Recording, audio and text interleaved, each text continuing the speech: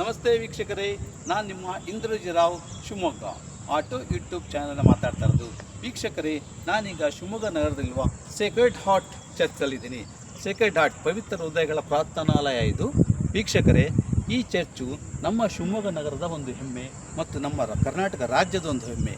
ಕಾರಣ ಏನಂತ ಹೇಳಿದ್ರೆ, ಏಷ್ಯಾದಲ್ಲಿ ಅತಿ ಎತ್ತರವಾದ ಚರ್ಚ್ಗಳಲ್ಲಿ ನಮ್ಮ ಶಿವಮೊಗ್ಗದ ಸೇಕ್ರೆಡ್ ಹಾರ್ಟ್ ಚರ್ಚ್ 2ನೇ ಸ್ಥಾನದಲ್ಲಿದೆ. ವೀಕ್ಷಕರೇ, ಇದು ದೊಡ್ಡ ಒಂದು ಸಂತೋಷ ಪಡುವಂಥ ವಿಚಾರವಾಗಿದೆ. ಹಾಗಾದರೆ ಮೊದಲನೇ ಚರ್ಚ್ ಯಾವುದು ಅಂತ ನಿಮಗೆಲ್ಲ ಸಂಶಯ ಬಂದಿರಬೇಕಲ್ವ ವೀಕ್ಷಕರೇ, ಅದನ್ನು ಹೇಳ್ಕೊಡ್ತೀನಿ, ಟೆನ್ಷನ್ ಮಾಡ್ಕೋಬೇಡಿ.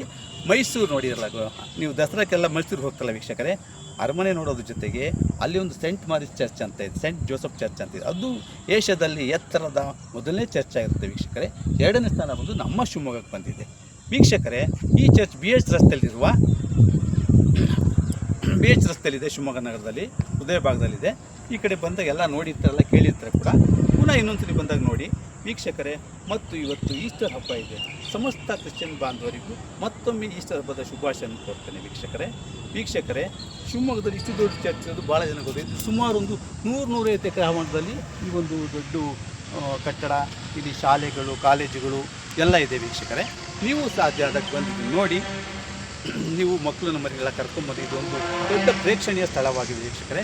ಸಾಧ್ಯವಾದಕ್ಕೆ ಬಂದು ಚರ್ಚಿಗೆ ಒಂದು ಪೂಜೆ ವಹಿಸ್ಕೊಳ್ಳಿ. ಇಲ್ಲಿ ಯೇಸು ಸ್ವಾಮಿಯರಿದ್ದಾರೆ, ಅಂತೋಣಿಯವರಿದ್ದಾರೆ, ಮರಿಯಮ್ಮನವರಿದ್ದಾರೆ ಮತ್ತು ಇತರ ಎಲ್ಲ ಪರಿವಾರ ದೇವತೆಗಳಿದ್ದಾವೆ. ಎಲ್ಲವನ್ನು ನೋಡಿ ಕಣ್ತುಂಬಿಕೊಳ್ಳಿ. ಮತ್ತು ಎಲ್ಲ ಕ್ರಿಶ್ಚಿಯನ್ ಬಾಂಧವರಿಗೂ ಯೇಸು ಸ್ವಾಮಿಯು ಒಳ್ಳೇದು ಮಾಡಲಿ ಅಂತ ಕೇಳ್ಕೊಳ್ತೀನಿ, ಮತ್ತು ಸಮಸ್ತ ಜನರಿಗೂ ಒಳ್ಳೆಯದಾಗಲಿ ಅಂತ ಕೇಳ್ಕೊಳ್ತೀನಿ.